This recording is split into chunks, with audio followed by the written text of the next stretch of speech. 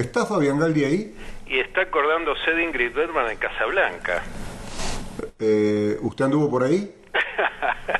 Qué inolvidable película. Una maravilla, ¿no? Ingrid Bergman y Humphrey Bogart. Exacto, sí, sí. Bueno. Estábamos charlando. Primero, ¿cómo está, querido Fabián? Bien, bien. Un gusto. Estábamos charlando antes de empezar el programa con la negrita, con Miriam. Y yo, la verdad, que no tengo ganas de hablar de fútbol con vos. Ajá. Somos tres. ¿Cómo con vos? Con nadie. No, con vos, Miriam, hablamos de fútbol. ¿Para qué vamos a engañar a la audiencia más de lo que la engañamos? A mí no se me termina de ir la cara de espanto porque semanalmente hay un muerto o heridos o algún despelote descomunal. O las hinchadas se portan mal. Por el tema de las hinchadas. Discriminan. Y yo insisto con una cosa y me parece que, bueno, aquí se suma el rol y por supuesto a este momento. Una de las cosas que me preocupa fundamentalmente es el grado de naturalidad con que gran parte de la sociedad lo toma más allá de las declaraciones.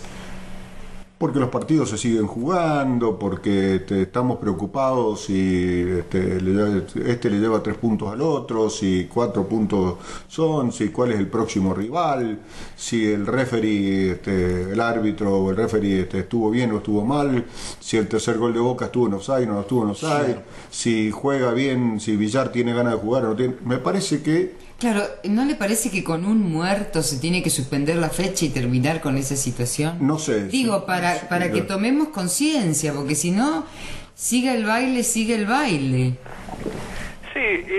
este es un tema que en este espacio, que tanto hay que proteger, porque evidentemente este programa permite un intercambio de ideas, y no tiene un preguionado ni mucho menos. Quizá quien nos escuche a lo mejor imagina, y claro, el columnista debe tener que ver con lo que previamente se pactó. No, nada que ver. Nada que ver. Entonces, por ejemplo, es cierto cuando ustedes hacen foco en ese análisis, porque vos, Julio, has usado un término que a mí me importa mucho, que es naturalidad, la naturalización del hecho. Como esto está grabado a fuego en el inconsciente colectivo de nuestra sociedad, entonces se toma casi como una estadística.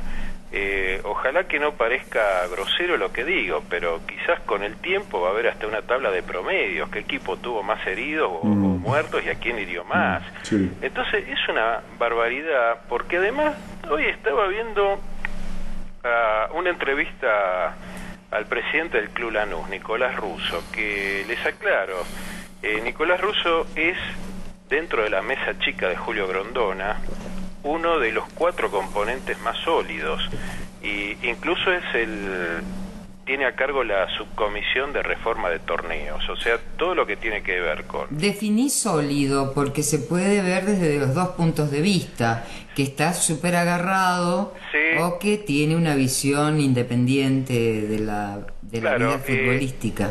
Bueno, se puede tomar esa caracterización desde las dos puntas. Estás sólidamente agarrado, ¿sí?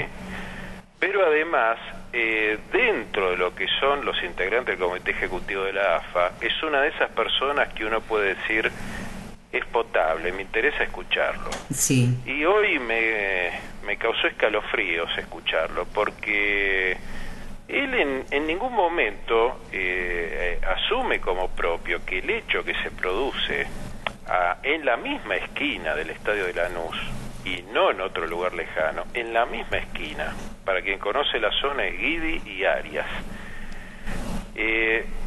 Esto fue el sábado a la tarde, previo al partido Lanús All Boys, apenas 45 o 50 minutos antes del partido. Y, por ejemplo, cuando Russo hace referencia a eso, dice, y no sabemos quién pudo haber sido, me dicen que son facciones de la barra, no conozco a nadie, a lo mejor fue un hecho de otras características que hubo cerca del Club Lanús. Y escucharlo de boca de Russo es donde a mí, aparte de escalofrío, me produce una sensación de frustración. porque hubiera preferido que Russo se sumara explícitamente a su colega Cantero, claro, de quien me he enterado, lamentablemente, que hay otros padres de Cantero de otros clubes que están celosos del nivel de exposición pública que ahora tiene el presidente Independiente, por el solo hecho de decir quiero cortar con esto y quiero combatir a las barras. Exactamente. Fabián, perdón que te corte la charla. Bueno, unos datos para contar. Es el muerto número 264 desde que comenzó el fútbol profesional en 1924. Y otra cosa quería saber, no sé si te habías enterado, que esta mañana aparecieron pintadas en la cancha de Godoy Cruz. Sí. Y bueno, también recordemos que hubo incidentes en el partido River Rosario Central, claro, el día sábado. Es cierto, Rolly, te hago una pequeña corrección. El profesionalismo es de 1931. Ah, bueno, perfecto.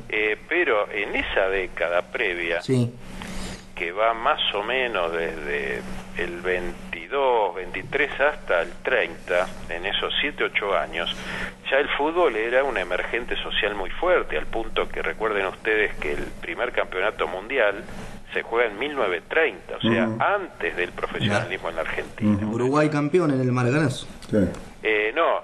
Uruguay, el Maracanazo fue en el 50 en Brasil. Sí. Uruguay campeón fue en Montevideo, Montevideo. le ganó la final a Argentina. Ya ahí hubo enfrentamientos entre barras, y estamos hablando de 1930. Sí. Entonces, por ejemplo, sigo una misma línea de análisis. Yo creo que el fútbol argentino ha caminado de la mano con la muerte desde los años 30 en adelante. Lo que sí ha pasado en este último tiempo es que no solo se naturalizó, sino que estos grupos se han armado, son grupos de choque, tienen un financiamiento sin duda alguna, y recuerdo cuando vino hoy un especialista holandés, que se llama Otto Adank, y él estuvo 2 veces en el país, 2004 y 2009. Hizo 2 jornadas interesantísimas, haciendo un análisis sobre cómo en Holanda este fenómeno había recrudecido, y no solo en Holanda, sino en toda Europa, pero cómo él veía que en la Argentina tenía otras características. Se los cuento muy sucintamente. Este especialista holandés hizo unas jornadas en Córdoba, en Santa Fe y en Buenos Aires, y explicaba cómo, por ejemplo, el club más popular de Holanda y el más conocido a nivel mundial es el Ajax. Ajax está claramente identificado con la comunidad judía. Y el Feyenoord, que es su rival más acérrimo, tiene miembros prácticamente, uno podría decir que la continuación de la juventud hitleriana casi tanto tiempo después, porque han pactado amenazas en lugares ajenos a los estadios, hubo muertes, al punto que los propios Ajax Feyenoord, que serían los Boca River de Holanda, se tienen que jugar en horario matutino y muchas veces sin presencia de público. Bueno, entonces él contó que la característica en la Argentina era diferente a la europea, porque en la Argentina la continuidad de estos grupos y el financiamiento que reciben produce este tipo de articulaciones que no son tan fáciles de resolver en el corto plazo. Y ayer, cuando me entero que a propósito de esto de Lanús, de los 5 heridos graves que hubo en un choque de facciones, 2 estaban internados en un hospital y en un momento se escapan. Bueno, realmente ahí es donde uno dice, ¿qué información oculta esta gente? Porque no puede ser, si están en un hospital público con una guardia policial, en un caso que había tomado en esas horas la trascendencia de vida, escaparse tranquilamente en un descuido. Y por eso, cuando hablamos de fútbol y de las pintadas que aparecen en el Gambarte hoy, que son... ¿Qué pintadas son? Perdón. ¿Qué pintadas? La camiseta se transpira. Sí. Pongan lo que tienen que poner. Sí, pero directamente han sido amenazas frontales en un lugar muy específico, como es el portón del estadio, o sea, claramente identificables para quien pase. Ajá. Y esto, si ustedes ven los medios digitales hoy, se ha cubierto fotográficamente y con videos, porque esto ha aparecido hoy a la mañana. Y ahí es donde nosotros tenemos que reflexionar sobre por qué surge esto. O sea, es cierto que Godoy Cruz de fútbol hoy está haciendo una mala campaña. ¿Mala? No, pero eso es para hablar bien. Acá pongamos el foco. Es cierto que necesita un recambio, y tantas veces lo hemos hablado, no está en una situación angustiante con el descenso, con el promedio, pero acá ya se trata de otro tipo de fenómeno. Exactamente. Porque ojalá que estuviéramos hablando de fútbol. A mí me encantaría hablar de lo bien que está jugando Riquelme, o hablar, no sé, del triunfo de San Lorenzo en el último minuto. Porque eso tiene que ver con la esencia de un deporte, que es pasión en la Argentina, y se vive con tanta intensidad que muchas veces nos convoca hasta en una charla de bar o familiar. O sea que además del tema de la naturalización, a la que hacíamos referencia hace un ratito, uno puede agregarle el concepto de generalización. ¿Por qué digo esto? Porque se nos ha vendido, y creo que con alguna razón, que hay clubes serios.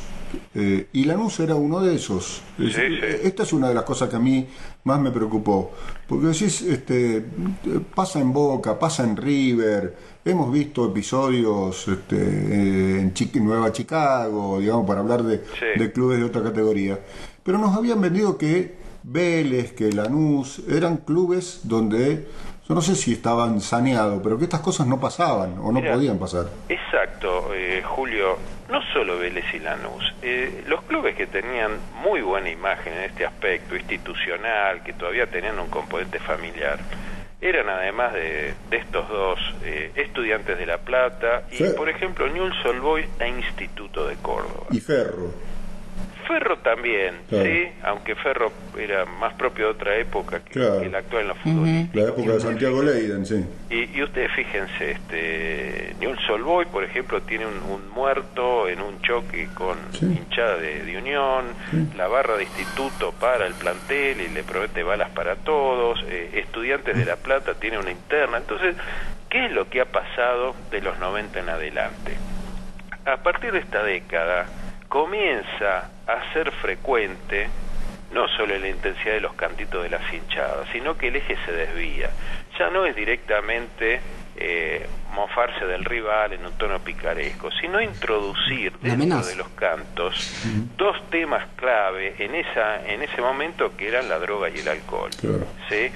Y empieza a haber hasta como una pasividad de la gente que era receptora de los cantos, hasta que los incorpora inconscientemente y los repite hasta en un tono picaresco, si se le pudiera llamar.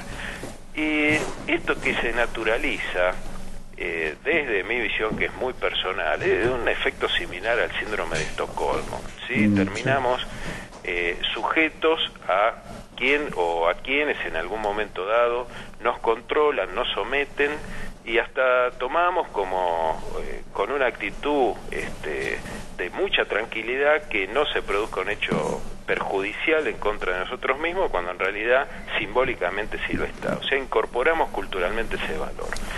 Entonces hoy día, cuando se ha naturalizado esto en todas las hinchadas argentinas, uno nota que es un caldo de cultivo para que el narcotráfico avance, pero sin duda alguna. Entonces lo vemos también en todos los efectos colaterales de un espectáculo. Los estacionamientos y su manejo a la vera de los estadios es uno de ellos.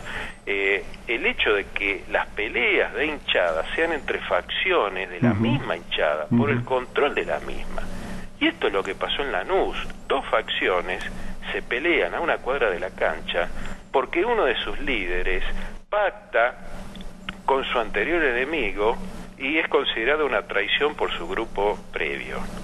Entonces, hoy comentaban que esa pequeña calle que está en la esquina del estadio fue zona liberada porque las horas previas al partido no se habían puesto los tradicionales puestitos de vendedores ambulantes, los choris, las camisetas, ese merchandising tan folclórico y tradicional.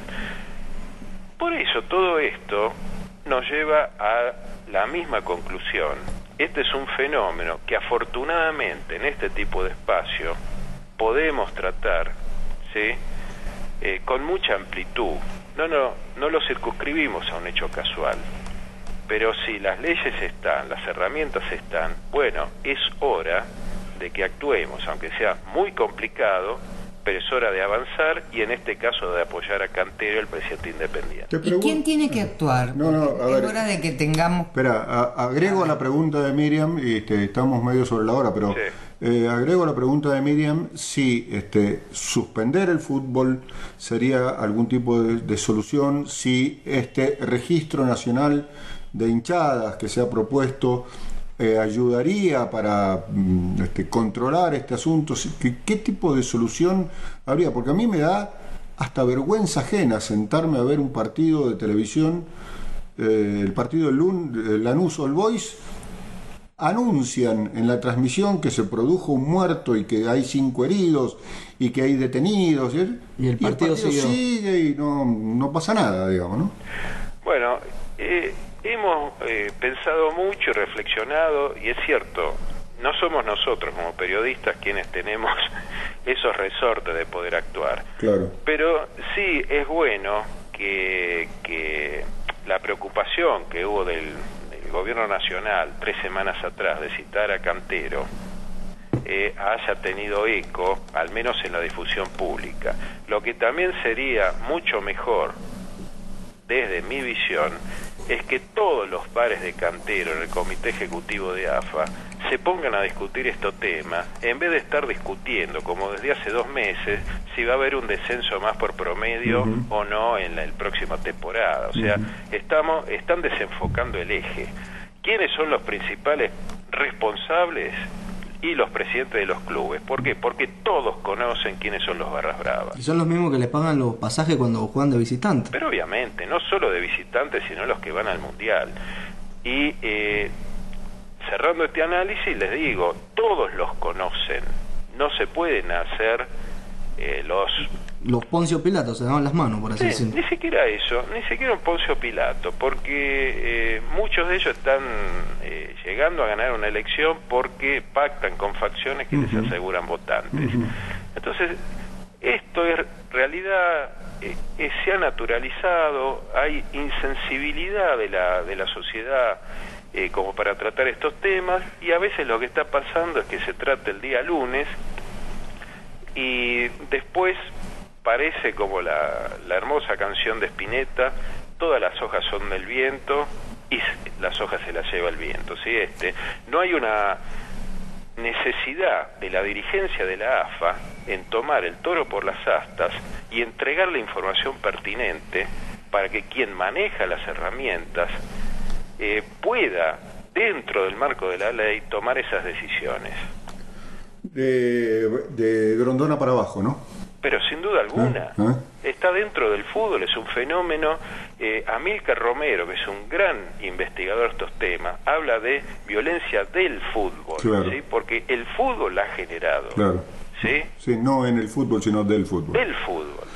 Bueno, ojalá el lunes que viene hablemos de fútbol. De la selección. De la selección, entre otras cosas, porque el sábado juega por eliminatorias con Ecuador. Bueno, ojalá que así sea. Un gran abrazo. Igualmente. Abrazo, Fabio.